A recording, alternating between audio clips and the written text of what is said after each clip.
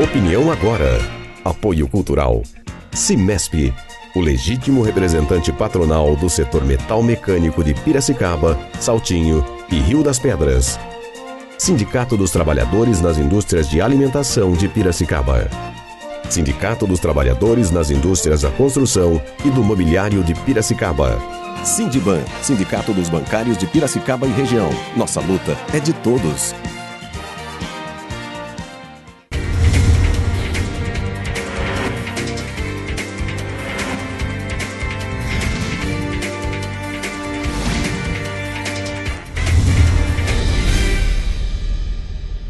Bom dia, está no ar a edição desta terça-feira, 4 de junho, do seu programa Opinião Agora. Você conhece a nossa fanpage no Facebook? Acesse facebook.com/Opinião Agora, participe, dê sua opinião. Nós gostamos muito de saber o que vocês pensam sobre o andamento do nosso programa. Confira agora as principais notícias nos jornais da cidade. Gazeta de Piracicaba. Demora na UPA. Paciente critica tempo de espera de mais de 4 horas. A demora no atendimento médico pelo SUS na UPA da Vila Sônia voltou a ser alvo de críticas da população ontem em Piracicaba. Às 14h30, depois de aguardar na fila de espera desde as 10h30 da manhã, uma paciente com febre e pressão baixa decidiu protestar. Horário especial nos dias 11 e 13.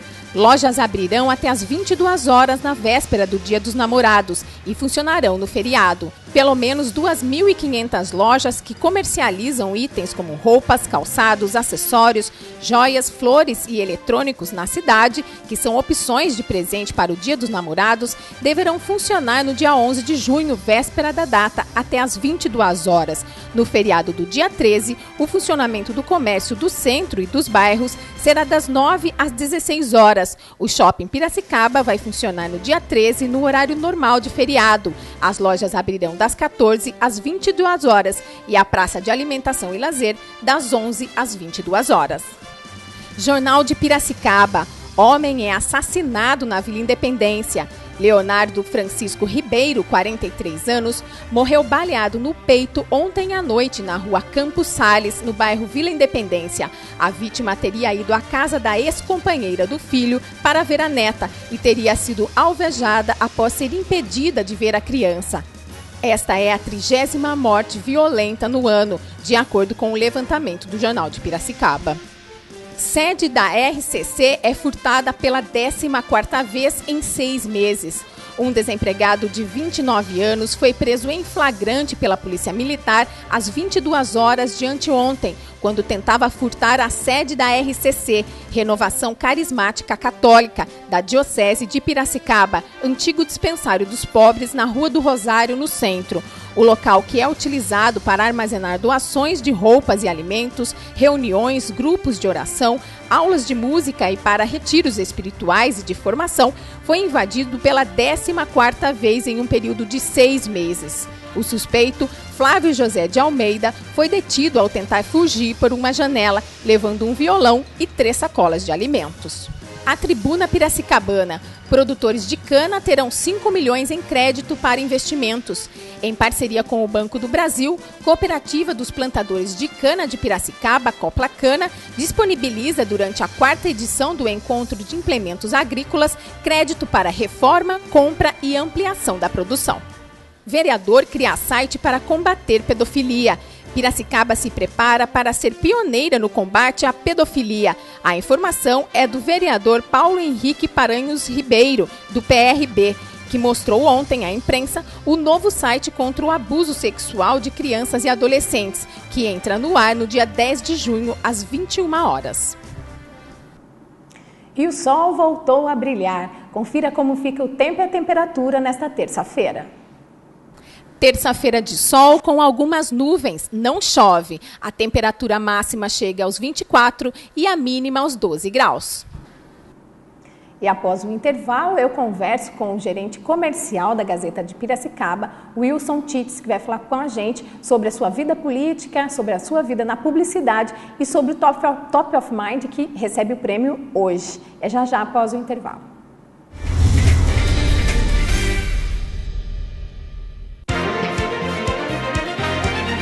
Opinião agora.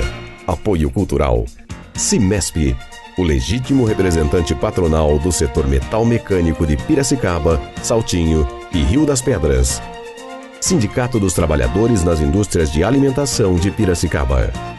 Sindicato dos Trabalhadores nas Indústrias da Construção e do Mobiliário de Piracicaba. Sindiban, Sindicato dos Bancários de Piracicaba e região. Nossa luta é de todos.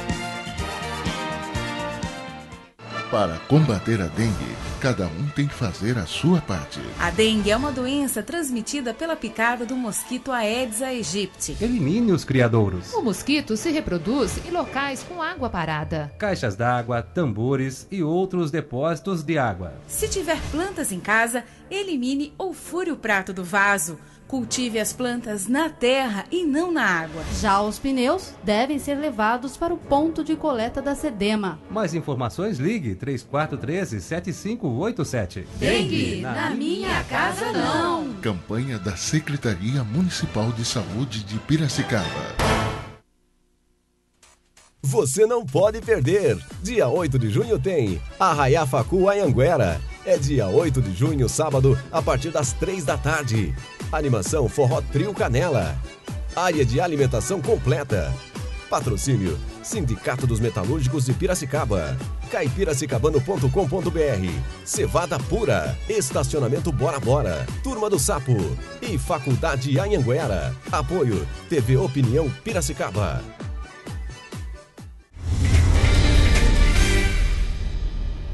Estamos de volta com o programa Opinião Agora e hoje eu recebo o Wilson Tites, que é gerente comercial da Gazeta. Muito obrigada por ter aceitado o nosso convite, Wilson. Depois eu vou fazer sua apresentação. Obrigado a vocês, obrigado aos ouvintes da TV Opinião.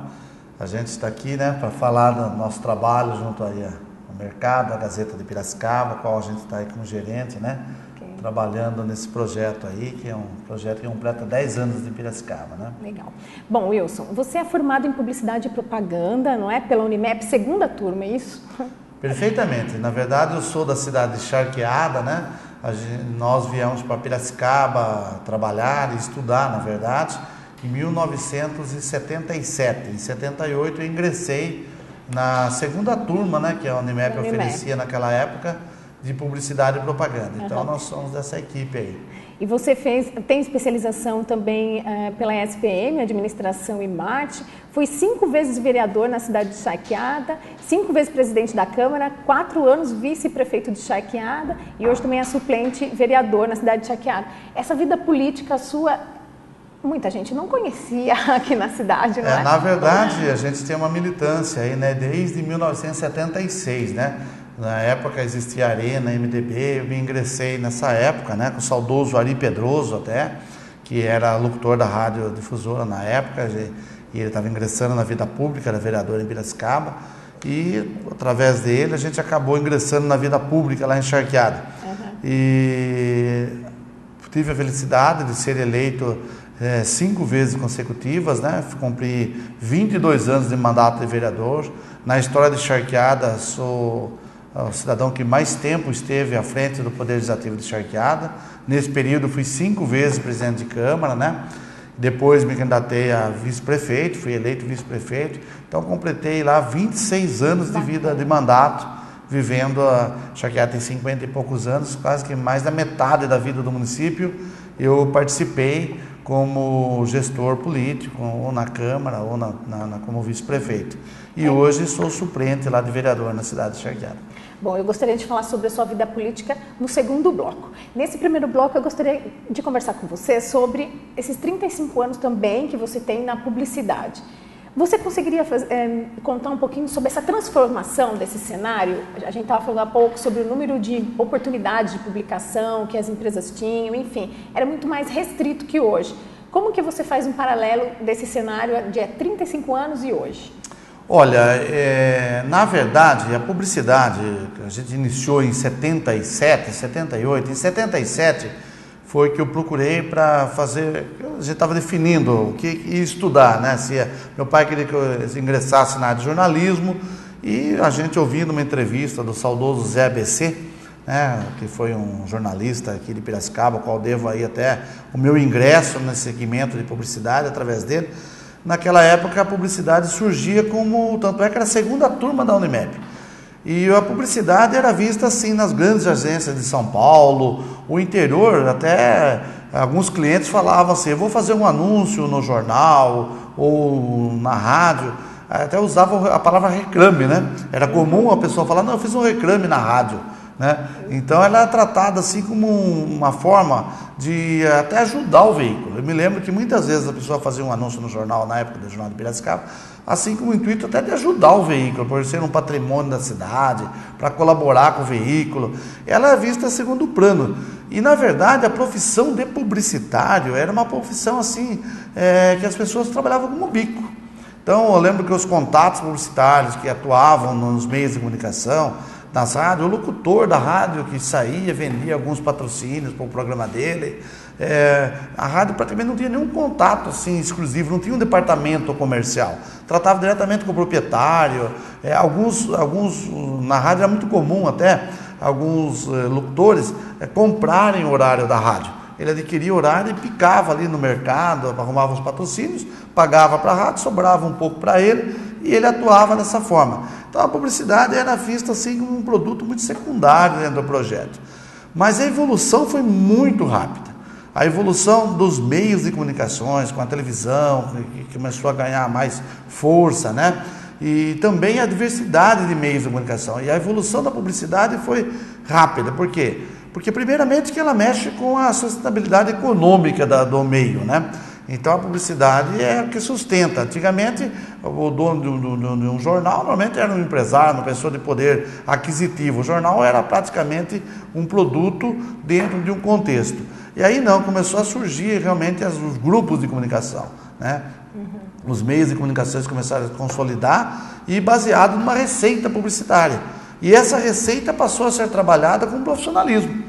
Aí começou a ter realmente as campanhas publicitárias, as agências começaram a se formar, começou a se criar uma estrutura, vamos dizer, de ter aí concursos, a melhor campanha publicitária, e a publicidade passou rapidamente a ser uma ferramenta. Os meios produtivos começaram a produzir mais, né? E ela passou a ser uma ferramenta de divisor mesmo. Eu me lembro que as lojas passaram a ter uma dependência, o sucesso de venda daquela determinada loja em referência à publicidade. Então ela passou a ser uma ferramenta e começou a ganhar uma participação muito forte no mercado. E ela passou a ser tratada com profissionalismo, começou a ser o publicitário respeitado, e ele passou a ser realmente uma profissão, né, bem definida, e assim ela começou a evoluir, junto com os meios de comunicações, né? A pulverização dos meios de comunicações. Você falava há 30 anos atrás, 35 anos atrás, contava na palma da mão, tinha 4, 5 meios de comunicação, né? Eu me lembro que naquela época era comum, existia em Piracicaba uma empresa, que foi até do Lourenço Taihar, que chamava Sonora, né? Que ele era um sistema de alto-falante na Rua Governador. A pessoa colocava as caixinhas nos postes, era um licenciamento da prefeitura, e falava as propagandas ao vivo, assim, das lojas, né? Então a pessoa anunciava as ofertas, tocava a música e tinha os intervalos comerciais, que era 10, 15 quarteirões da área central da Rua Governador. Quer dizer, era um negócio interessante, né? Então a propaganda foi assim, começou a ter criatividade, começou a surgir outros meios. Veio outdoor, veio buzzdoor, enfim, ela foi evoluindo, folheto sendo trabalhado com mais profundidade, a própria publicidade no meio jornal, né? O meio jornal passou a evoluir, que naquela época os jornais já eram tipográficos, né?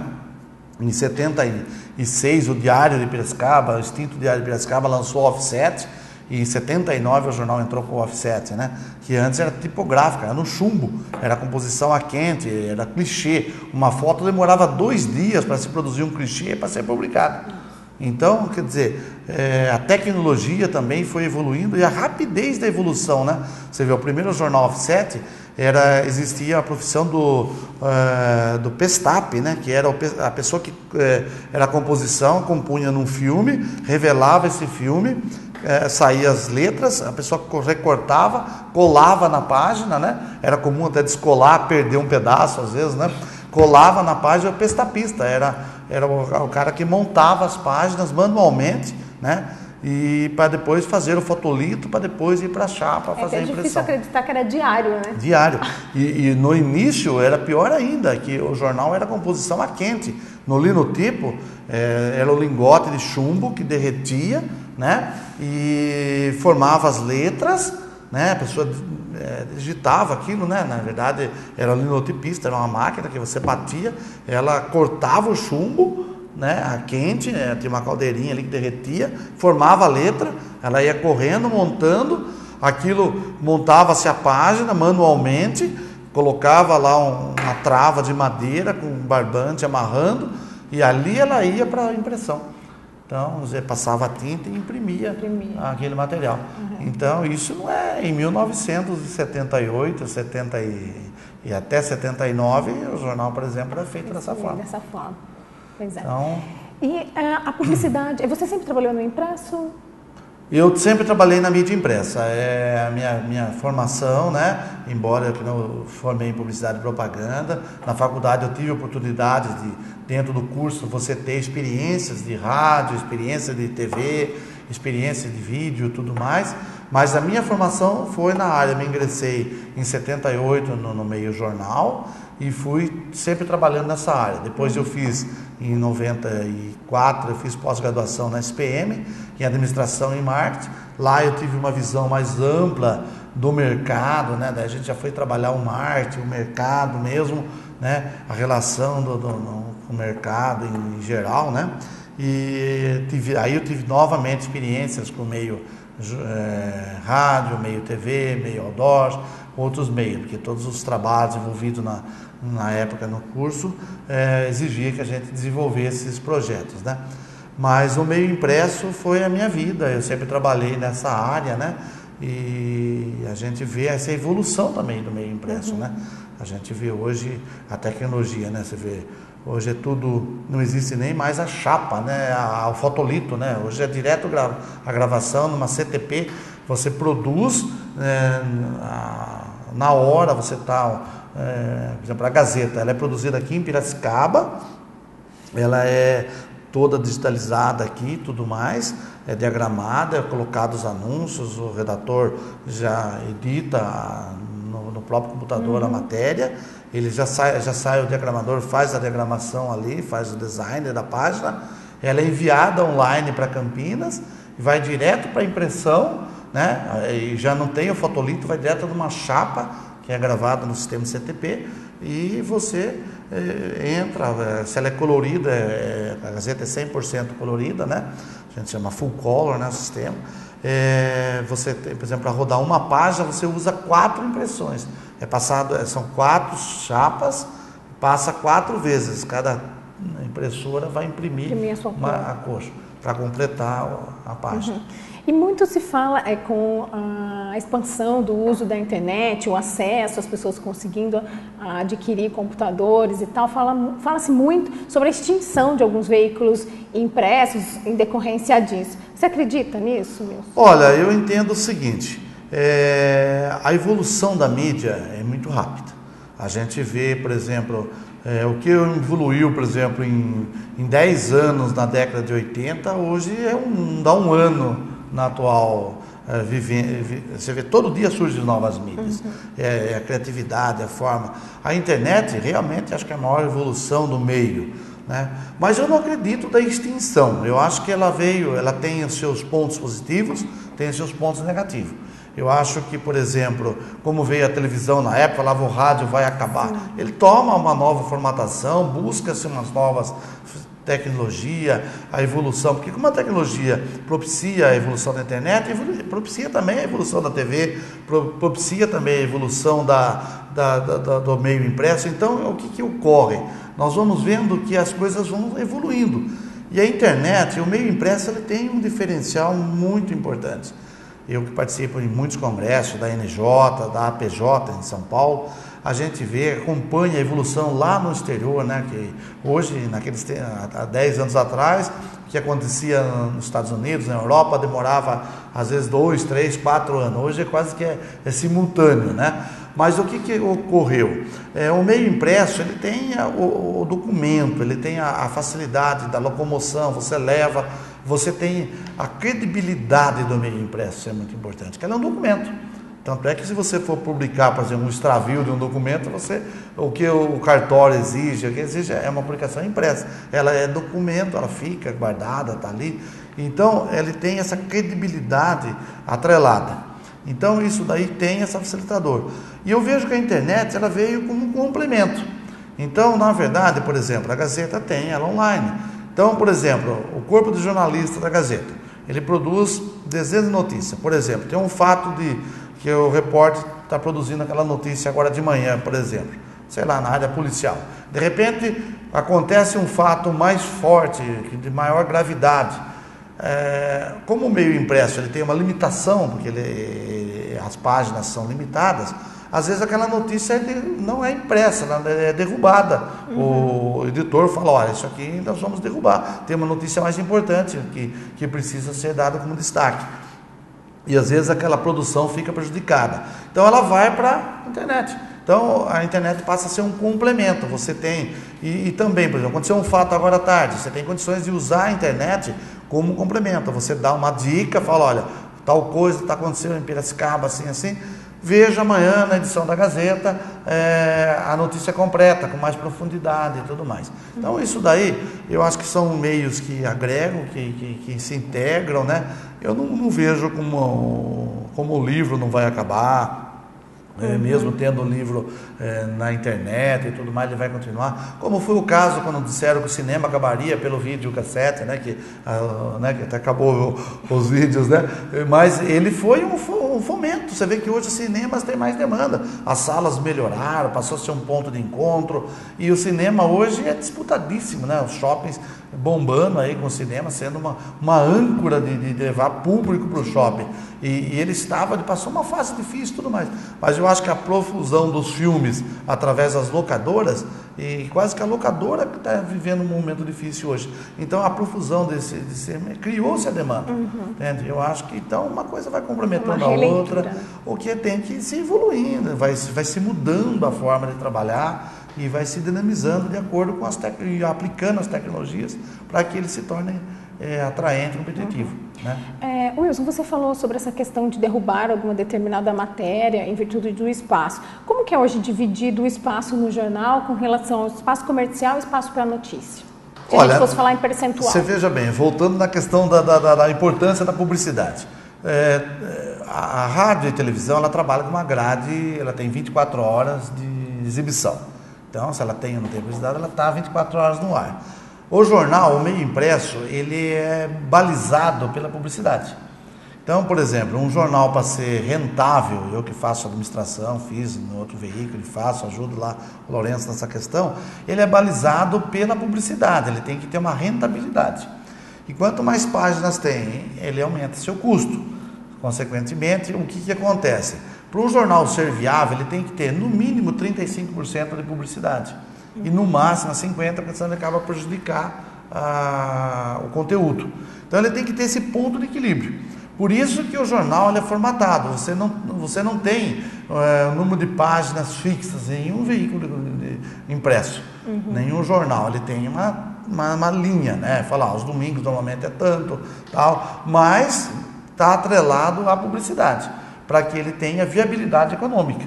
Senão você imprime um jornal com muito conteúdo e você não tem rentabilidade econômica para sustentar. Se você também tem um jornal com muita publicidade, ela não for valorizada dentro do contexto, você prejudica e acaba prejudicando a leitura, você não tem informação. Então, esse ponto de equilíbrio ele é feito diariamente.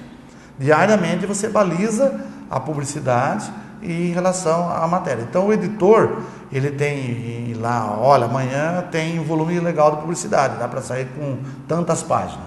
E aí você tem assim um espaço maior para desenvolver as notícias. Caso contrário, agora tem um número mínimo. Tem dia que ele sai deficitário. Tem dia que você tem que falar, bom, não posso derrubar, ou qual que é o limite? É tanto. Eu não posso fazer um jornal com menor, esse número de páginas, não pode ser menor que isso, 32 páginas na Gazeta, então não se faz menor que isso. Então, é uma matemática diária. Então, a gestão do jornal, ele é feito diário e você tem esse efeito sanfona, que está balizado na sua venda de publicidade. Por isso que, às vezes, se produz, nós temos um corpo de editores, de jornalistas, produzindo notícias, né? E aí vai avaliar, tem dia que chega e fala, não, essa notícia, independente de ter a publicidade ou não, nós temos que dar, ele vai ter que sair de estar amanhã e vamos ter, porque é uma matéria, uma bomba, tem que dar, trabalhar e tudo mais. E aí, todo dia é feito essa ginástica. Então é um mercado bastante interessante. Essa interatividade do comercial com a redação, ela é saudável, porque vocês têm que estar os dois falando a mesma língua ali e buscando o público nosso, que é o leitor. Ele é Falando sobre o público da Gazeta, a Gazeta comemora 10 anos esse ano, é isso? Perfeitamente. Quem é o público da Gazeta? Quem são os leitores? Olha, a Gazeta, ela tem uma trajetória, né? A Gazeta, ela foi concebida, primeiramente, num formato chamado Berliner, né? É um jornal menor que o Standard, né? Porque os outros jornais, o Estado, a Folha é jornal Standard, a Gazeta é um formato Berliner. Esse formato Berliner, o nome Berliner vem de Berlim, nasceu na Alemanha e ela evoluiu para o mercado europeu rapidamente. E no sul do país, né, o Zero Hora, o grupo do Sirotsky, no Zero Hora, do sul do país, ele trabalha esse formato. E ele vem ganhando adeptos. Por quê? Porque ele é um formato mais fácil, é mais fácil o manuseio e se tornou simpático e tudo mais. Então a Gazeta nasceu nesse formato, foi a grande jogada do Lourenço, uma pessoa que conhece muito o meio jornal, tem uma experiência de 30 e tantos anos nesse meio também, e ele, conhecedor profundo, criou um diferencial, falou, vou fazer um jornal diferente, né? E foi muito feliz nessa iniciativa. Ela nasceu primeiramente com uma distribuição semanal gratuita, passou a bissemanal, depois ela virou trissemanal e aí passou a ser diária gratuita. E na sequência, já com circulação paga. Ela nasceu primeiramente na classe central da cidade. Ela nasceu primeiramente na distribuição gratuita mais no centro, na área mais de um poder econômico mais elevado. E na sequência ela foi rapidamente evoluindo. E pelo fato de ela ocupar rapidamente o espaço, quando ela passou a ser assinatura paga, nós já tínhamos, na Gazeta tinha uma tiragem de 20 e poucos mil exemplares. Desses 20 e poucos mil, 10, 12 mil já virou assinante. E aí, pelo fato da Gazeta estar atrelada a um grupo de comunicação, que tem a rádio Onda Livre AM, a rádio Onda Livre FM, ela conseguiu rapidamente divulgar em todos os meios da cidade. E hoje a Gazeta circula em todos os pontos da cidade. O preço dela é bem mais barato, ela consegue ter uma vantagem competitiva muito grande, com valor 30% a 40% mais barato que o concorrente. Com isso, ela caiu na graça, ela agradou e deu acesso a todo mundo. E ela conseguiu esse recorde de tiragem. Hoje a Gazeta tem 27 mil exemplares com 25 mil assinantes. É um recorde que hoje ela é o segundo maior jornal em circulação no interior do estado de São Paulo. E também está disponível na internet. Na internet. Né? É um case, eu tenho muita amizade com jornais de Sorocaba e outras cidades, né? Eles ligam até vendo esse fenômeno. É um case de sucesso, é um case de marketing. Em 10 anos, um veículo ocupar espaço. Piracicaba também é uma cidade que tem um dos maiores índices de leituras, né? Isso ajuda muito também. Piracicaba é uma cidade bastante, culturalmente falando, que lê bastante. Tanto é que nas pesquisas que nós temos, Piracicaba tem os índices de leitura igual ao do sul do país, né? São índices muito maiores que de São Paulo, Rio, na região norte. Piracicaba compara-se com o sul do país, que é um lugar que se lê muito o jornal. Então isso também é um fator muito importante. Mas é um case de sucesso. Hoje a Gazeta completa 10 anos, né? Está completando 10 anos agora em agosto. E hoje ela é o jornal líder aqui em Piracicaba, é o jornal de maior circulação. É um jornal que é muito querido na cidade, tem uma credibilidade muito grande. Isso se deve também ao seu corpo de editores, né? Porque a Gazeta pegou os jornalistas mais renomados de Piracicaba, que é o Joacir Cury, a Ângela Furlan, que militam na imprensa há mais de 30, 35 anos, e isso dá uma credibilidade, né? Porque o meio jornal está muito atrelado a essa credibilidade. Sim. Então, quando você tem um jornalista que conhece, e principalmente do interior, né? Ele sabe tudo, né? Então, você fala de uma empresa, já se conhece, e a linha editorial, a seriedade, não fazer... A Gazeta não trabalha muito a manchete sensacionalista, ela trabalha o conteúdo, né? Então ela vai de encontro numa linha mais revista, mais editorial mesmo. E isso dá uma credibilidade maior. Você não se preocupa em dar uma manchete aí de um assassinato com destaque para que ela seja explorada na banca e tal. Não. Como nós temos uma liderança muito forte em assinantes, a gente já sabe que temos esse público garantido, né? Então a gente não abusa do sensacionalismo. E isso dá uma credibilidade na Gazeta. É um diferencial que a Gazeta tem utilizado. E esse corpo de jornalistas, esse trabalho, e a Gazeta ajuda muito também na área social, a gente apoia todas as campanhas, a gente divulga muita cultura, o esporte, nós temos uma dedicação de 5, 6 páginas, todos os dias aos esportes, ela tem uma sequência definida, né? Ela começa com notícia, tem a área de entretenimento no miolo, a parte de classificados, pequenos anúncios e fecha com o esporte. Então ela praticamente é um formato revista, agradável. E isso faz a diferença. E as pessoas... As promoções que a Gazeta faz também, né? Agora está com a promoção do relógio, por exemplo, lá. Você vai lá, tem dezenas e dezenas de pessoas, né? Chega a trocar, a pessoa compra o produto numa vantagem competitiva, né? E a Gazeta é alinhada ao grupo RAC, então compra esse volume muito grande e repassa isso ao assinante numa promoção, recorta o selo, vai lá, troca e chega a trocar 5, 6 mil unidades. É um fenômeno. Uma maneira de interagir também com o leitor. E ela ganha uma... É interessante que às vezes vai na casa de uma pessoa, eu tenho uma cunhada minha que eu fui lá, ela tirolesa, até aquele jeito, estilo de falar, ô Dio, né, tantos anos, nunca ganhei nada da Gazeta, olha, ganhei tudo isso aqui, né? Então, quer dizer, ela linka aquilo como um brinde da Gazeta, sim, entende? Então, quer dizer, isso daí cria-se uma fidelização, um carinho pela Gazeta muito grande. Bacana. E hoje nós teremos a premiação do Top of Mind, mais tarde, logo mais à noite, e nós falaremos sobre isso após o intervalo. Certo, Wilson? Ok. Então, é já já.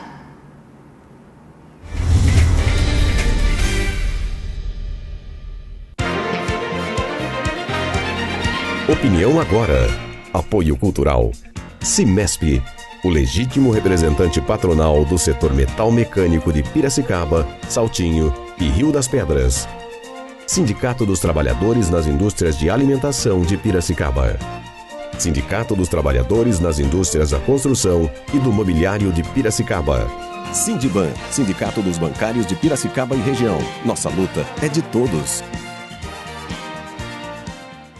Para combater a dengue, cada um tem que fazer a sua parte. A dengue é uma doença transmitida pela picada do mosquito Aedes aegypti. Elimine os criadouros. O mosquito se reproduz em locais com água parada. Caixas d'água, tambores e outros depósitos de água. Se tiver plantas em casa, elimine ou fure o prato do vaso. Cultive as plantas na terra e não na água. Já os pneus devem ser levados para o ponto de coleta da SEDEMA. Mais informações, ligue 3413-7587. Dengue, na minha casa não. Campanha da Secretaria Municipal de Saúde de Piracicaba.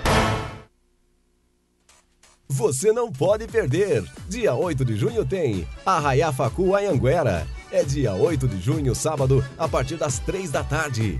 Animação Forró Trio Canela. Área de alimentação completa. Patrocínio Sindicato dos Metalúrgicos de Piracicaba. caipiracicabano.com.br. Cevada Pura. Estacionamento Bora Bora. Turma do Sapo. E Faculdade Anhanguera. Apoio TV Opinião Piracicaba.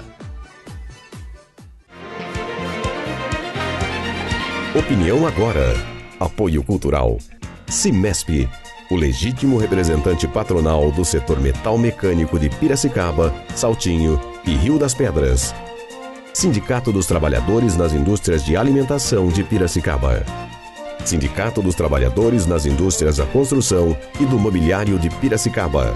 Sindiban, Sindicato dos Bancários de Piracicaba e região. Nossa luta é de todos.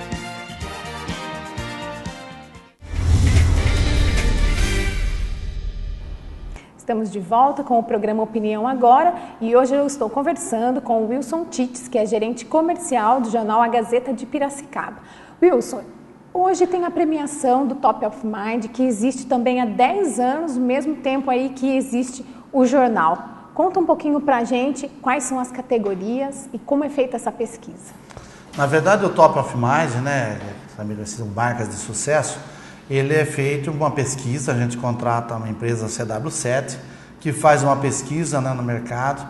É um recall de lembrança, na verdade é muito importante de frisar isso aí, porque não é a maior empresa, é focado assim, naquilo que a pessoa lembra. Por exemplo, a pesquisa é feita, ela é feita baseada do Ibope, na divisão de classes pelo Ibope, é baseada no mesmo estudo do Ibope, né? Então você ouve em todas as classes, em todos os segmentos, né? E a pergunta tem que ser respondida em alguns segundos. Quando a pessoa tem dúvida, ela é descartada. Então, qual é a empresa que vem à tua cabeça no setor de café, por exemplo, no setor de turismo? E assim a pessoa responde rapidamente. A primeira, segunda e a terceira colocação. Né? E aí, dentro dessa pesquisa, é elaborado, é ouvido quase 1.000 pessoas, e aí é feito a nomenclatura, e aí passa-se a trabalhar esse mercado. Esse projeto consiste um projeto de marketing mesmo do mercado, para dar quais são as marcas que fazem mais sucesso, que são mais lembradas no mercado. E isso é feito há 10 anos pela Gazeta. É um modelo que a Folha usou com produto, nós optamos aqui por empresas, porque como no interior não dá para você trabalhar um produto, mas sim a empresa. E aí sim a gente faz essa pesquisa, a partir daí esse projeto consiste na publicação de um caderno especial, que a gente publicou esse ano no dia 24 de maio, onde tenha as empresas, é feito uma pesquisa em mais ou menos 60 e poucos segmentos, daí é convidada a empresa a participar desse projeto. Claro que tem um custo depois na publicação desse projeto, mas está englobado aí o caderno especial, uma matéria especial mostrando a empresa, uma cobertura social e esse jantar que acontece hoje, onde é entregue, as autoridades são convidadas e tudo mais, é feita uma demonstração da pesquisa e é entregue um prêmio, né? É um troféu para a empresa, né? Mostrando a classificação, com o índice de porcentagem da pesquisa que ele alcançou, o segmento. É feito um jantar comemorativo, né? É divulgado depois no social. Esse ano nós temos uma parceria também com a revista Trifato, que vai estar divulgando 4 páginas também no social. E é uma grande festa. É uma estratégia de marketing, é importante para o mercado, porque evidencia as empresas, né? Tem empresas que há 10 anos vem recebendo essa participação. É um raio-x mesmo da empresa, do mercado, né? E é importante dizer que vale muito a tradição da empresa. Então tem empresas aí tradicionais que estão aí há 10 anos sendo contemplada com essa premiação. E existe aí uma evolução, existe surgimento de novos segmentos, né? No mercado imobiliário mesmo foi criado o segmento de lançamentos, por exemplo, imobiliário que não tinha, a gente pesquisava, e a imobiliária dá um segmento, dá uma empresa, e no lançamento imobiliário já destaca outra empresa. Por quê? Porque cada empresa tem uma especialização. Então há especializações no mercado e a gente vai evoluindo a pesquisa de acordo com essa evolução do mercado também. Então é um raio-x realmente muito forte do mercado. E você disse também que existem algumas empresas, a maioria são as tradicionais, mas quais são as revelações, por exemplo, dessa edição?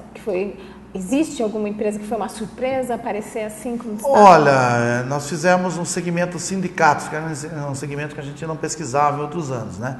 E deu, por exemplo, o sindicato metalúrgico com 70 e tantos %. Né? Isso mostra realmente, são as atividades. A gente vê também alguns segmentos, por exemplo, o setor de hospitais, né? A Santa Casa tradicionalmente vem sendo contemplado. Mas a gente vê uma evolução forte da Unimed hoje, o Hospital Unimed, o próprio Hospital da Cana, no ramo de plano de saúde já dá a Unimed, por exemplo, com destaque. Mas a gente vê a evolução também dos outros planos, né, de saúde, inclusive agora o Hospital da Cana vai lançar também um plano de saúde. Então a gente vê que o mercado vai se criando dinâmicas, né? No setor de construção, uma MRV, por exemplo, se destaca, né? Então a gente vê aí bastante segmentos, né, que vão se consolidando, outros segmentos que apareciam há 4, 5 anos com uma percentagem bem forte, e hoje já tem um concorrente chegando próximo, né? E há segmentos que há empates técnicos, e aí a gente nem trabalha esse segmento. Tem alguns segmentos que dá um empate técnico, realmente, de duas empresas. E aí a gente, uma questão ética, né? Como é um trabalho muito sério, a gente não trabalha esse segmento. Porque não poderia dizer, essa empresa é top of mind hoje, porque tecnicamente ela está empatada com outra, por exemplo. E aí a gente anula aquele segmento. A gente tem esse critério, né?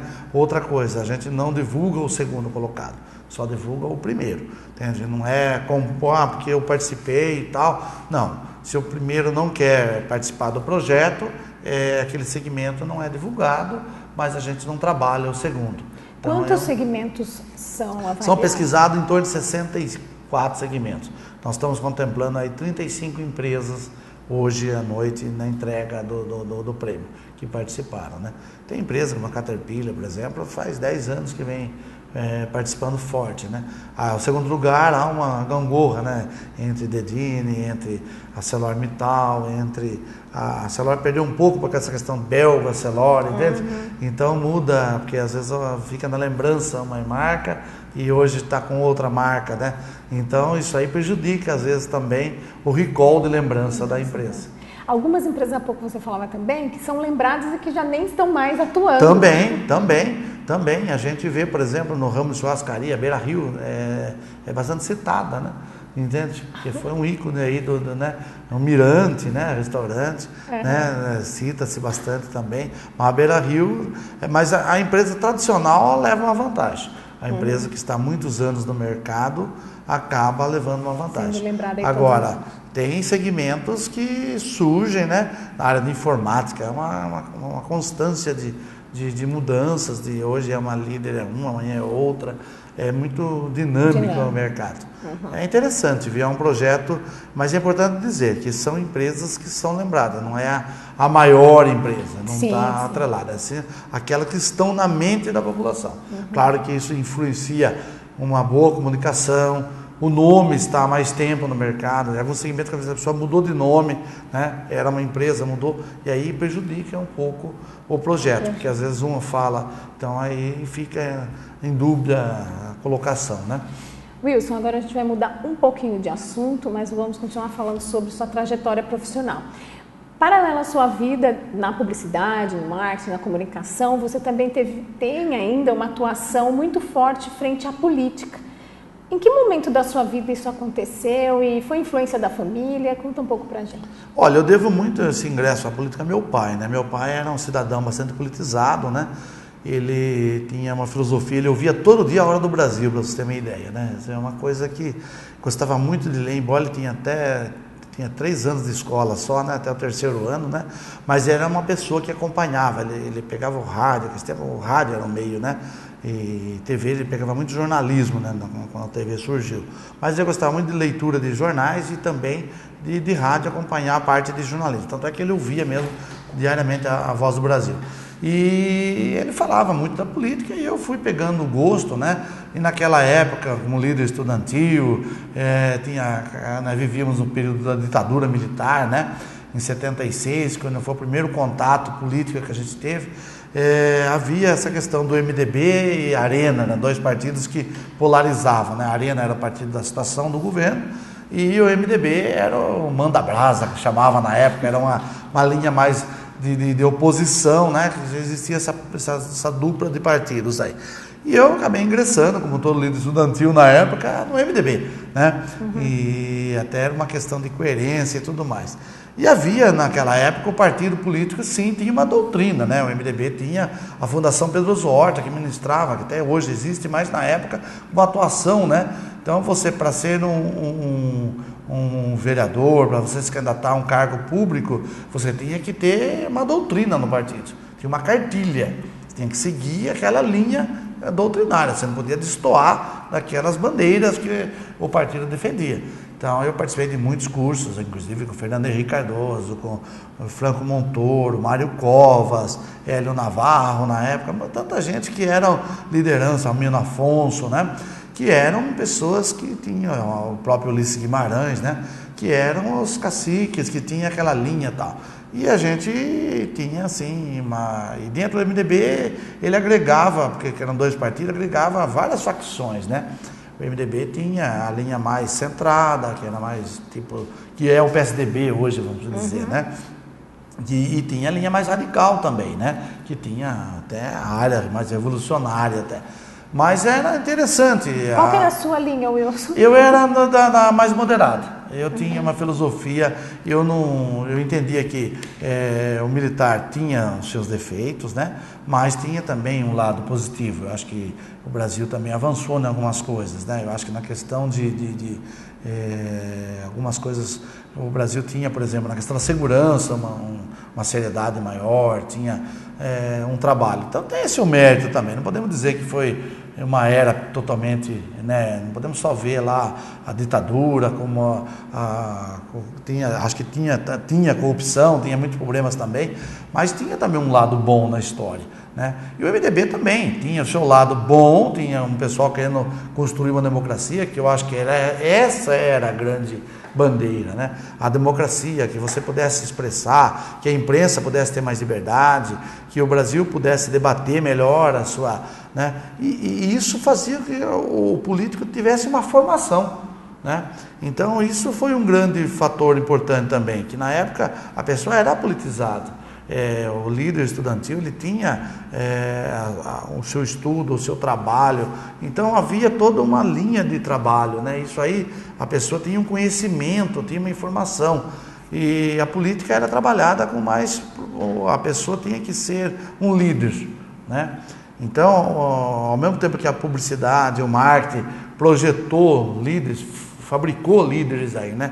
Tipo o Fernando Collor, que acho que foi um exemplo muito forte que a imprensa criou, né? E a liderança dele, né? Quer dizer, é um cidadão que veio de uma participação política pequena, claro, de uma região de pouca expressão, e de repente se tornou um líder nacional. Isso foi o marketing, foi a imprensa e tudo mais. E como também a derrocada foi uma atitude da imprensa e tudo mais. Então o que ocorre, né? Ocorre essa questão, a política teve toda essa evolução, mas eu acho que a política é uma grande escola.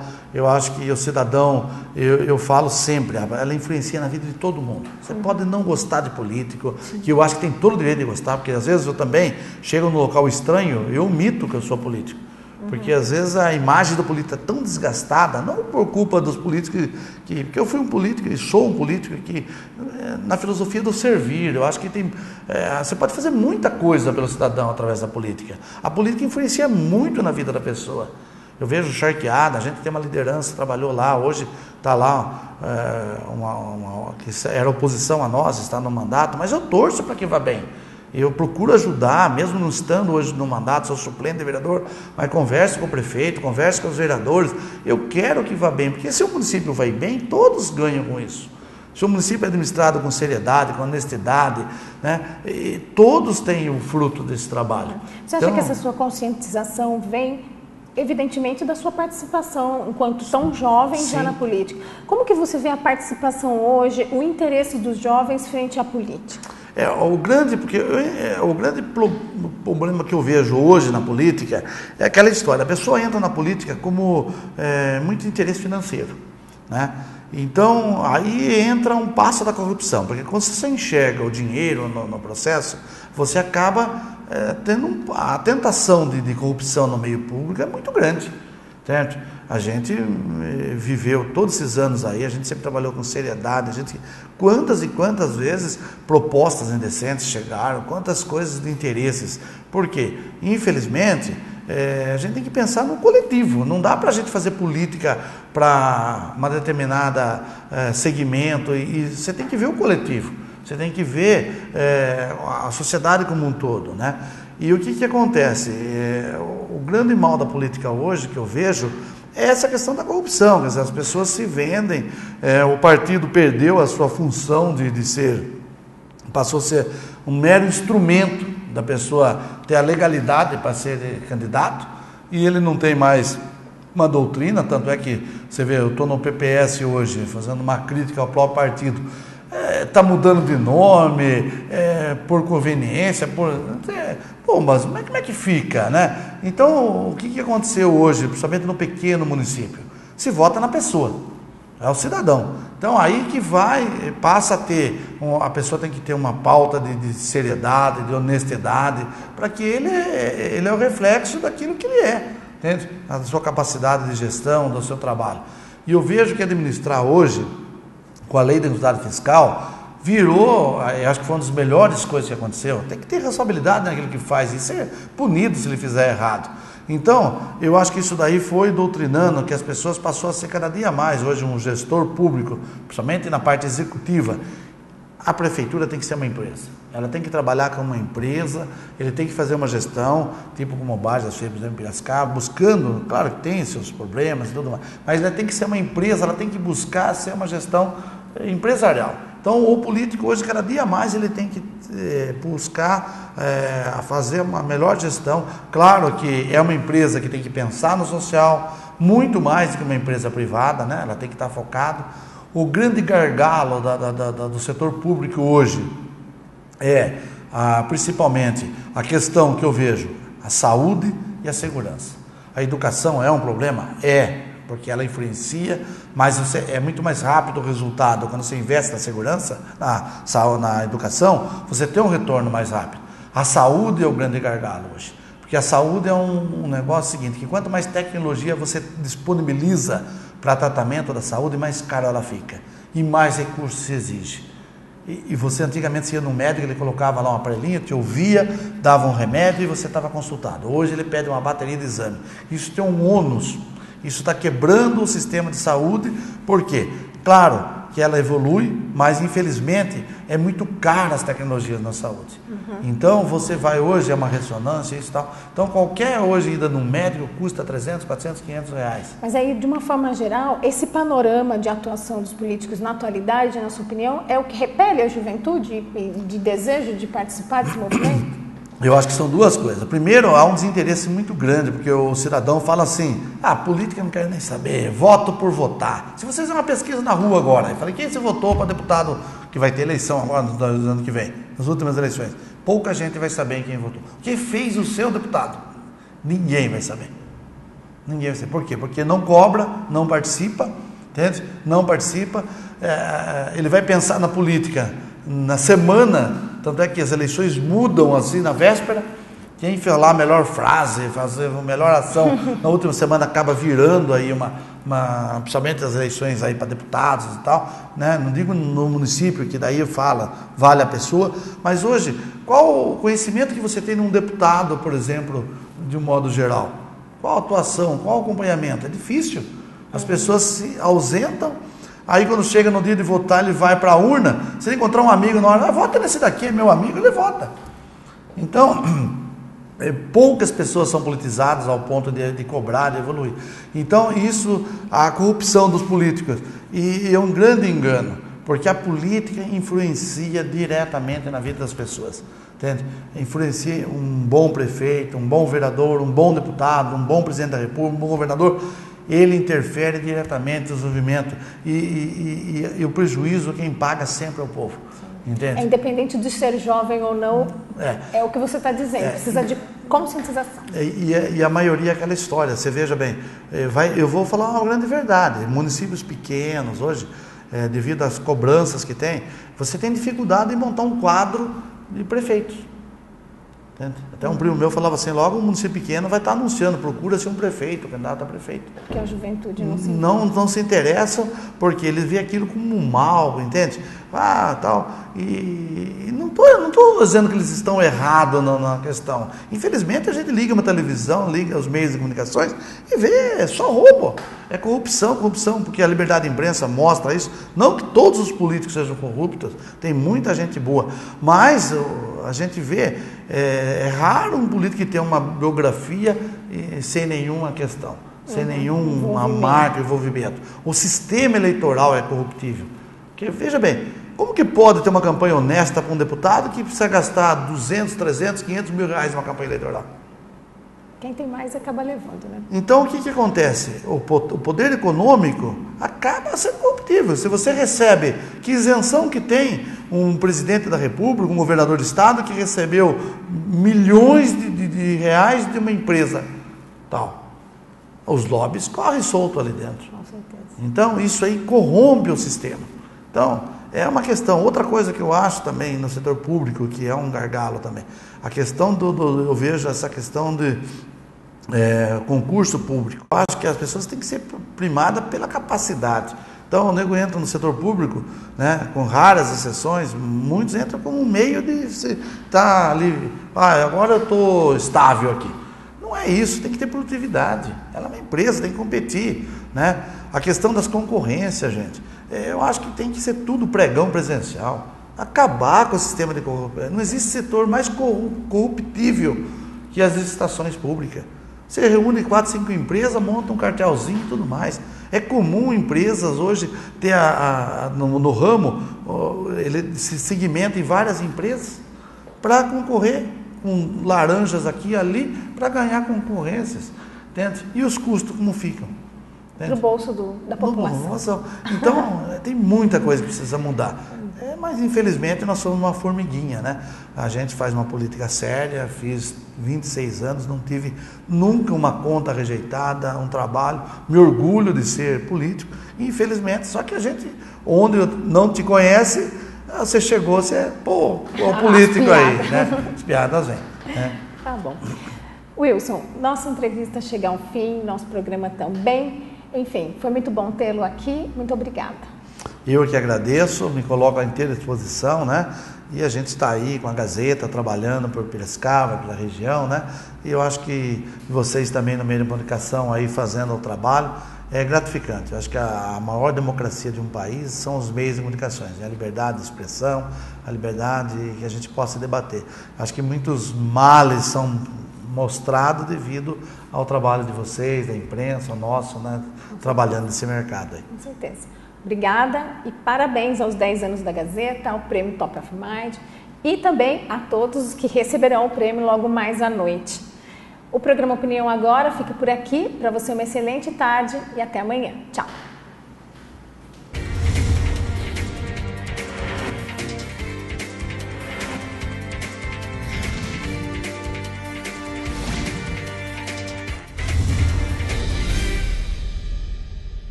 Opinião Agora. Apoio Cultural. Cimesp, o legítimo representante patronal do setor metal mecânico de Piracicaba, Saltinho e Rio das Pedras. Sindicato dos Trabalhadores nas Indústrias de Alimentação de Piracicaba.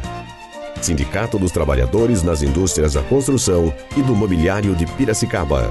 Sindiban, Sindicato dos Bancários de Piracicaba e Região. Nossa luta é de todos.